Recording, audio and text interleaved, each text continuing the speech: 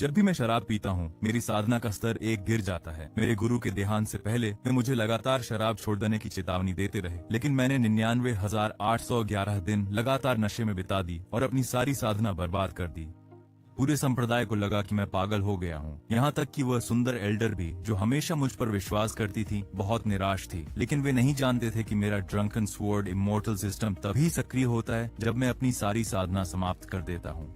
जब तो मैं एक बेजोड़ प्रतिभा से गिरकर एक तुच्छ काम करने वाला शिष्य बन गया, जो चींटियों को इश्क करना और रखवाली करने वाले कुत्ते दा हुआंग को पीना सिखाता था। बाहरी शिष्य हर दिन मेरा मजाक उड़ाते थे, मानो मैं पागल हो गया हूँ। उन्हें नहीं पता था कि सिस्टम सक्रिय होने के 5 वर्षों में मेरी साधना आसमान छू चुकी थी। मैंने मेसन सोल चरण पार किया ही था कि लियू रुयान ने मुझ पर उसकी जांघ छूने का आरोप लगा दिया। सच तो यह था कि मैं नशे में धुत चौक में बेहोश था। एल्डर, न्याय करें, वरिष्ठ भाई ने मेरे साथ छेड़छाड़ की है। उन्होंने धमकी दी कि किसी को बताया तो मेरी साधना नष्ट कर मुझे कोठे पर बेच देंगे। वह जितना बोलती जा रही थी उतनी ही उत्तेजित होती जा रही थी, और उसके उस दयनीय नाटक ने तुरंत सबका गुस्सा मेरी तरफ मोड़ दिया, जबकि मैं तो गहरी नींद में सोई हुई थी। एल्डर हुओ युआन ने अपनी आंखें सिकोड़कर मेरी ओर देखा।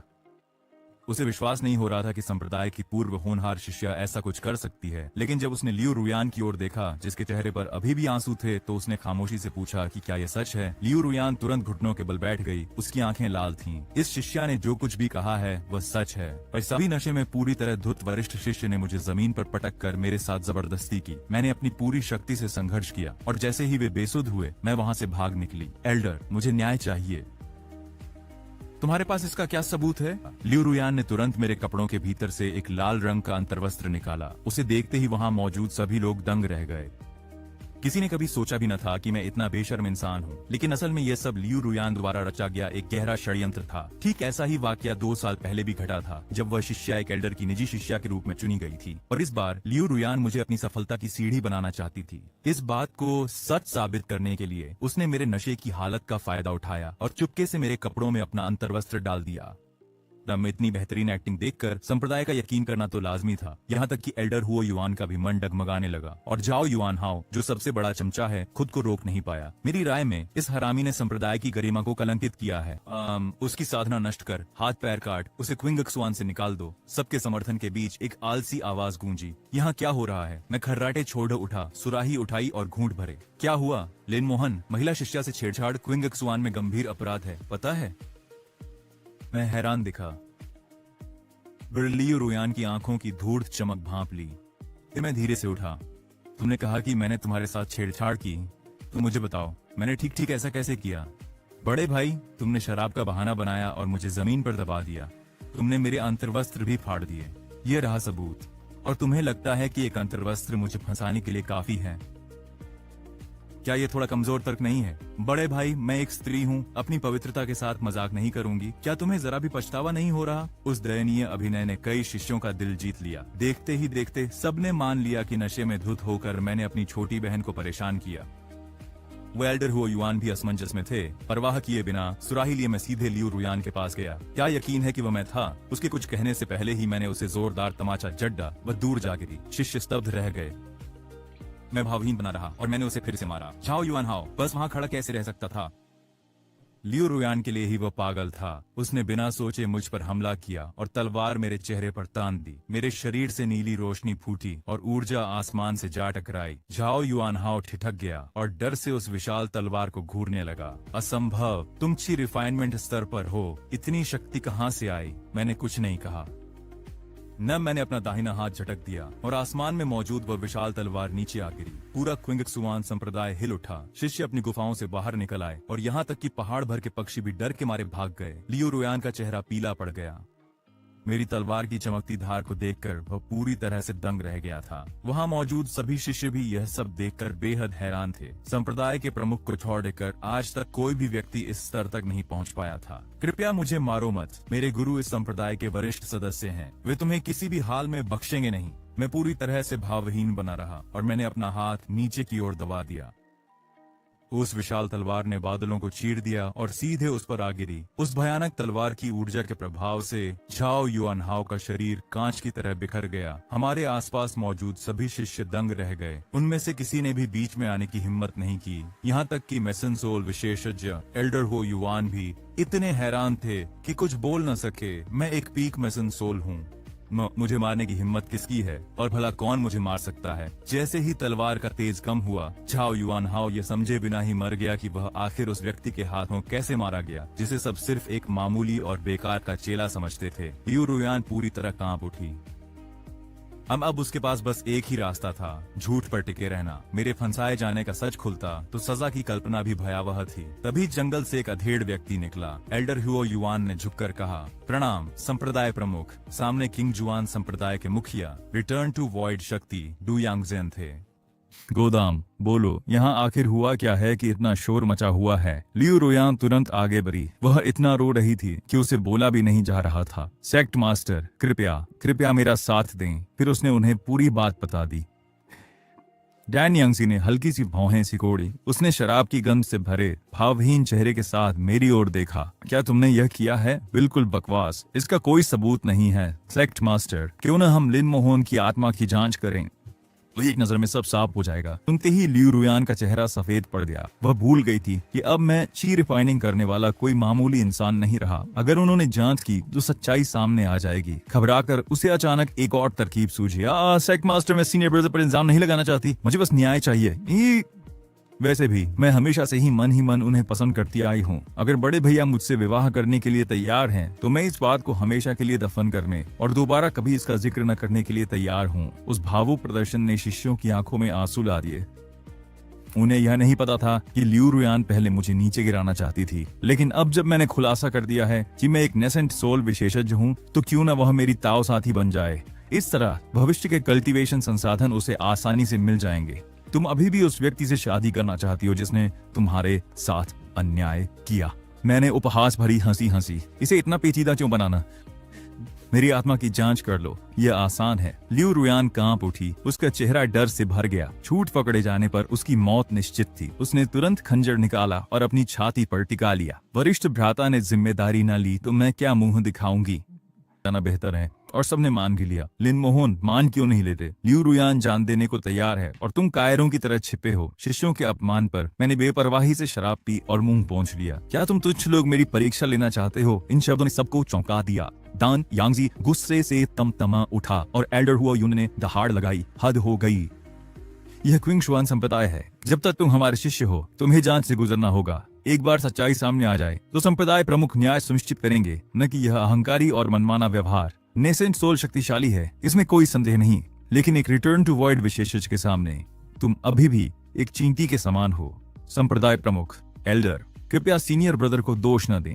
उन्होंने ये बातें केवल नशे में कही हैं। एक बार जब उनका नशा उतर जाएगा तो मुझे यकीन है कि वह विवाह के लिए मान जाएंगे। डैन यांगजी ने संतुष्टि के साथ सिर हिलाया। उसकी नजर में वह लड़की काफी चतुर थी। वह बद्दी मुसीबत को टालना जानती थी। बात यहाँ तक आ गई है तो मैं घोषित करता हूँ कि लिन मोहन और लियू रुयान अब युगल साधना साथी होंगे। लियू रुयान ने राहत की सांस ली। अगर संप्रदाय प्रमुख जबरन याददाश्त खंगालते तो सज्जा बहुत भयानक होती। आखिरकार संप्रदाय को झूठे आरोपों से सबसे ज्यादा नफरत थी। किंग्सवान संप्रदाय, उसके बुजुर्ग और प्रमुख इतने अंधे होंगे, सोचा न था। डैन यांगजी मुड़ा। उसका चेहरा गुस्से से तमतमा उठा। सीनियर सिस्टर का अनुरोध न होता तो मैं तुम लोगों पर समय बर्बाद न करता। साधकों का संप्रदाय होकर भी तुम एक महिला की बात मान रहे हो। दयनीय। हिम्मत कैसे हुई? चाहे तुमने छेड़छाड़ न की हो, आज मैं इस संप्रदाय का सफाया कर दूंगा। गुस्से में डैन यांगजी ने मुझ पर हथेली से प्रहार किया। मैंने अपनी शराब की सुराही उठाई, एक लंबी चुस्की ली, अपनी स्टोरेज रिंग से एक अमर तलवार निकाली और बेपरवाही से आगे की ओर वार कर दिया। एक कान फोड़ देने वाला धमाका हुआ। धमाके की लहर ने दोनों तरफ के हर शिष्य को उड़ा दिया। एल्डर हुइलुंग का गुस्से के मारे खून ही खौल उठा।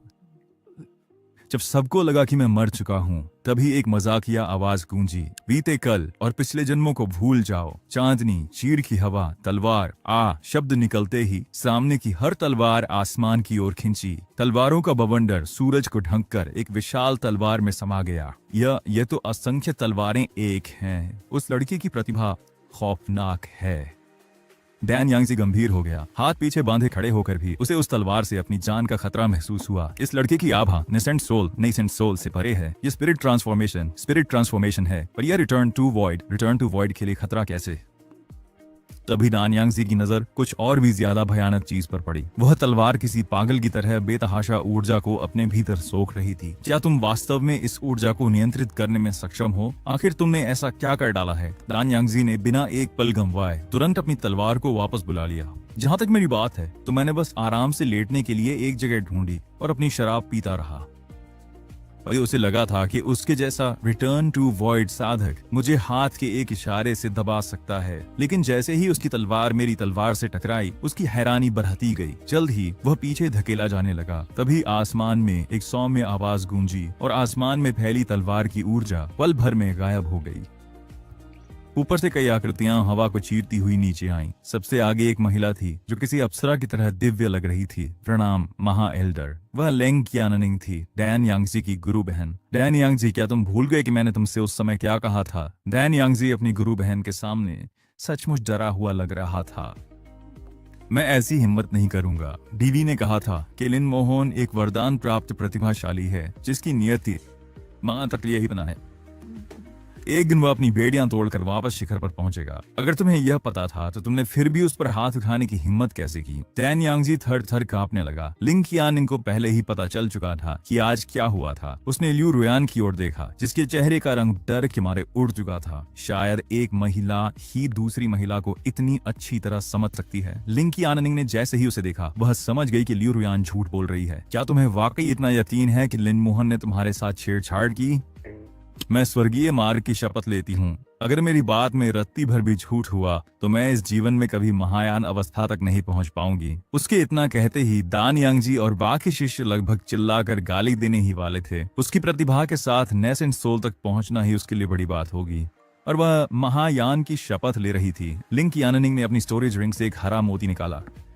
इसे सच कमन का कहा जाता था। जो कोई भी इसे हाथ में लेकर झूठ बोलता है, ये लाल हो जाता है।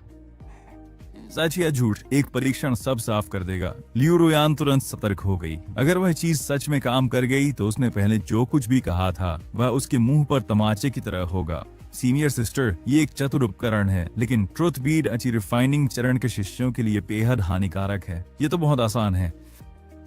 लिंग कियानिंग ने मेरी तरफ सत्य का मोती फेंका। अब मुझे जवाब दो, क्या तुमने लियू रुयान के साथ छेड़छाड़ की या नहीं? नहीं। सत्य के उन मनकों ने तो बिल्कुल भी कोई प्रतिक्रिया नहीं दी। इसका सीधा सा अर्थ यही निकलता था कि मैं बिल्कुल भी झूठ नहीं बोल रहा था। हमारे आसपास मौजूद सभी शिष्य एकदम से चुप हो गए। यदि बड़े भाई लिन की कही गई बात सच थी तो फिर उन सभी को धोखा देने वाली असल में लियू रुयान ही थी। क्योंकि लिन मोहन ने यह नहीं किया है। लियू रुयान, क्या तुम अब भी अपनी गलती मानने से इनकार कर रही हो? लियू रुयान तुरंत फूट फूट कर रोने लगी। ये शिष्या यूलोंग साम्राज्य के महामंत्री लियू की पोती है। मैं अपने दादाजी की कसम खाती हूँ, मैंने सच में झूठ नहीं बोला है। कृपया ग्रैंड एल्डर सच्चाई देखें। वरिष्ठ बहन सहसाधक लियू लोंगशान किंगशुआन संप्रदाय के लिए बहुत महत्वपूर्ण है। यदि आपने उनकी पोती को हाथ लगाया तो मुझे डर है कि इससे संप्रदाय के लिए अनावश्यक मुसीबत खड़ी हो जाएगी। लिंग कियानिंग का चेहरा सख्त हो गया। तो क्या हुआ? जब तक लियू रुयान किंगशुआन संप्रदाय की शिष्या है, उसे अपने दुस्साहस की कीमत चुकानी ही होगी। लियू लोंगशान खुद भी यहाँ आ जाए तो भी कुछ नहीं बदलेगा। लियू रुयान की आंखें लाल हो गईं। मैंने कुछ भी गलत नहीं किया है। साधना की दुनिया में हमेशा से ही शक्तिशाली का ही राज रहा है। मैं तो बस और शक्तिशाली बनना चाहती थी। इसमें गलत क्या है? मेरे दादाजी यूलोंग साम्राज्य के महामंत्री हैं। किसकी हिम्मत है मुझे छूने की? तभी बाकी शिष्यों को आखिरकार समझ आया कि वह असल में कैसी इंसान है।